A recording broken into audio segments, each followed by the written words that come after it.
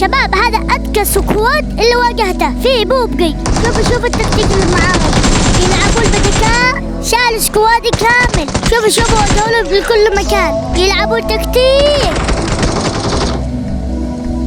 يتحاصر، واحد من الشريف من اليسار، واحد من اليمين، واحد من الوسط، يعني حرفيا اتحاصر. ولا قالوا تابعين حاول تسحبهم بشوا عليه بكل مكان. يلعبوا بدكاء وشالوا تيمي كامل. الله أكبر، ولك أهرب. يلا تعالوا.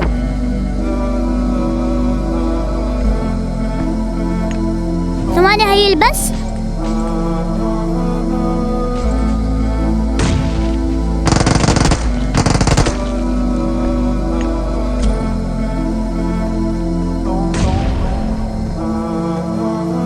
يلا طير.